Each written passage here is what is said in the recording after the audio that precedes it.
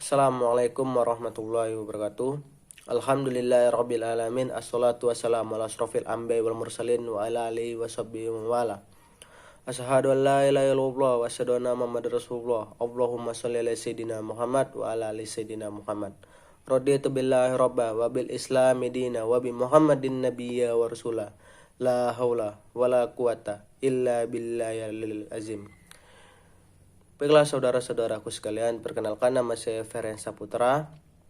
Saya mahasiswa Prodi Ilmu Pemerintahan di Universitas Islam Negeri Sultan Taha Saifuddin Jambi.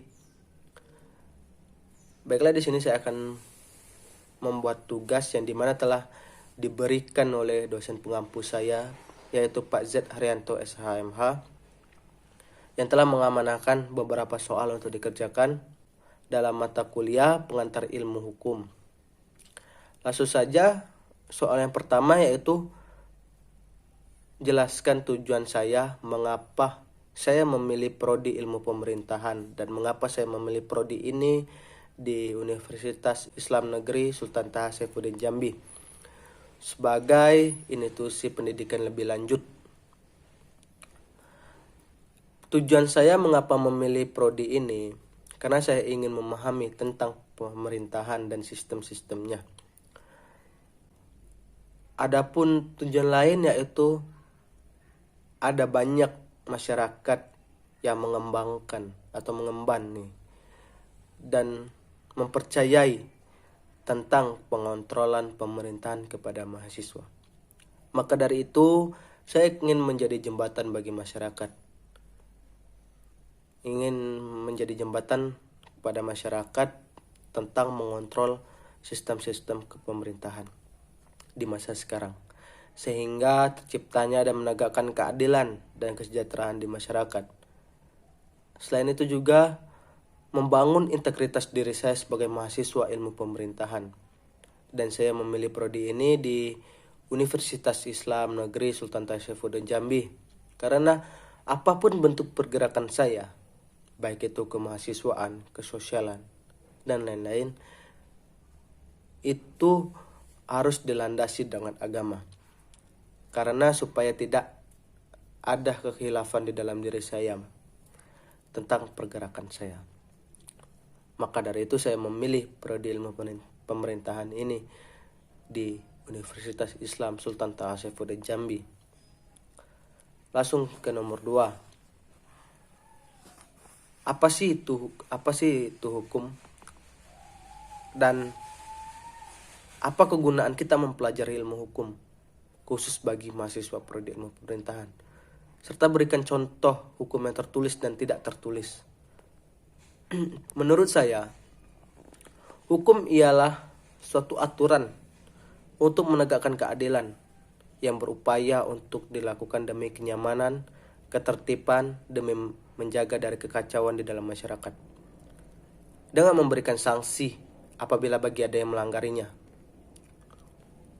Dan apa tujuan kegunaan prodi ilmu pemerintahan mempelajari hukum? Apabila ada dari sistem yang salah, isu-isu yang salah menurut kita, bisa dikaitkan dengan pidana dan hukuman. Karena di dalam pemerintahan itu bukan sedikit terjadi kekhilafan seperti korupsi dan menyalahgunai jabatan dan sebagainya. Disitulah kita harus mempelajari hukum bagi mereka yang melakukan ketidakadilan.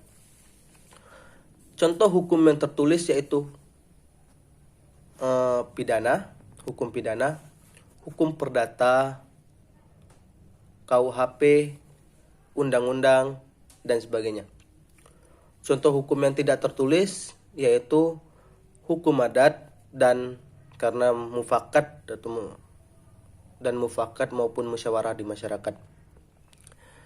Langsung ke nomor 3. Uraikan dan jelaskan tentang ilmu bantu dalam mempelajari ilmu hukum dengan memberikan contoh. Ilmu bantu di dalam ilmu hukum, menurut saya, sebuah ilmu yang membantu dari ilmu hukum. Maksudnya itu seperti ketika kita tidak mendapatkan jawaban di dalam ilmu hukum, disitulah peran dari ilmu bantu tersebut untuk memecahkan suatu masalah.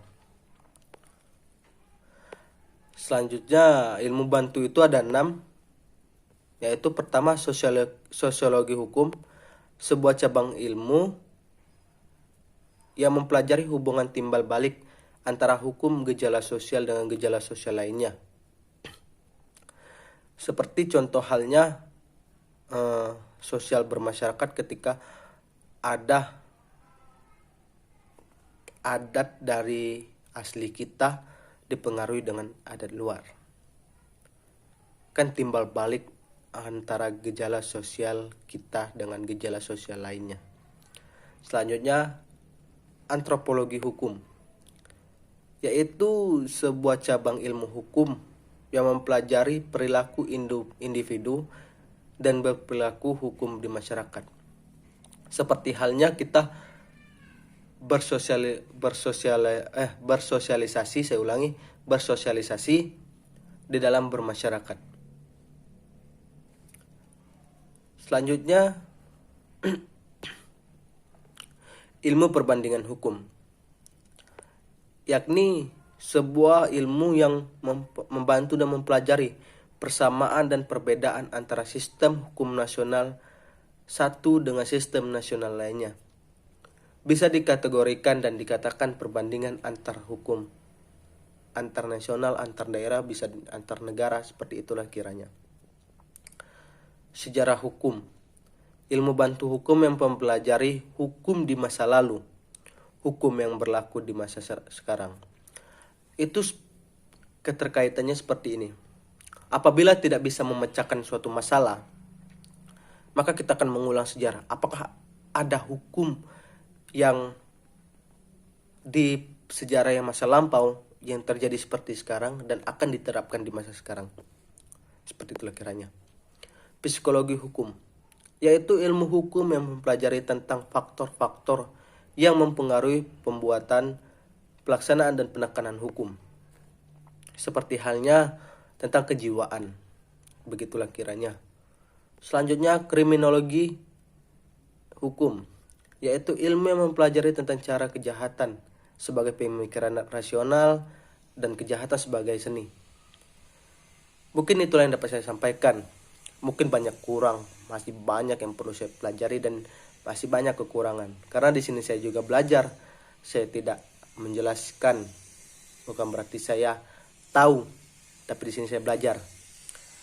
Apabila terdapat kesalahan dari saya, silakan di komen dan diperbaiki. Maksudnya tuh yang benarnya itu bagaimana.